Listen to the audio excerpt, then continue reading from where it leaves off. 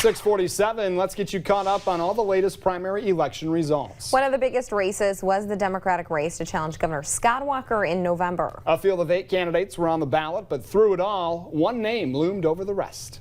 Tony Evers, the state superintendent of public schools, is the voters' choice. The top Democratic nominee took in 42% of the vote, with Mahlon Mitchell coming in at a distant second with 16%. But it won't be long before it's November 6th, the big date for Tony Evers, as he is now officially taking on Walker. As the final numbers came in last night, WEAU's Jesse Horn talked to the Democratic gubernatorial winner in Madison to find out what lies ahead in the coming months for Evers' general election campaign.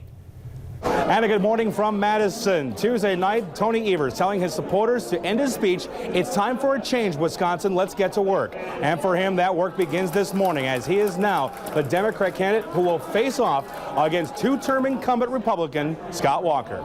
With the final tally showing the state superintendent pulling in 42% of the Democrat vote in an 8-candidate race, he knows the road to a November victory starts with bringing his party together. That's good news. I mean, clearly there was a good group of people. They had good values. They talked about the things that were important. But we've always felt that lead would grow over time, and that's exactly what happened. It is, name recognition is important. I've won three statewide races. But in turn, we also have been talking about things that people in Wisconsin care about, whether it's education, whether it's roads, whether it's healthcare. Those are things that are part and parcel of Wisconsin. We need a change. It's time for a change, and that's why I'm really happy that we have a large.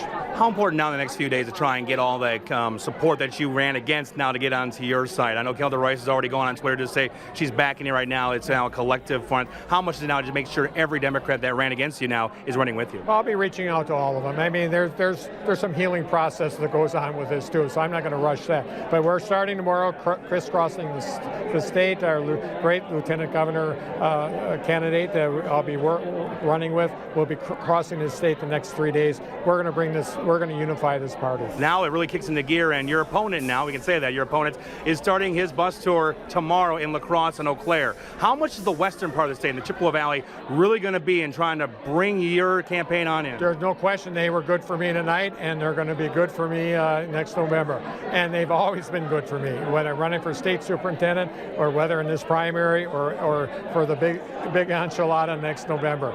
We will win Western Wisconsin. Now, an interesting thing about that November general election, it's going to come November 6th. Just a few days after Scott Walker turns 51, but the day after Tony Evers turns 67. Told me on Tuesday night that he would not mind a belated birthday present. Reporting from Madison, Jesse Horn, WEAU 13 News.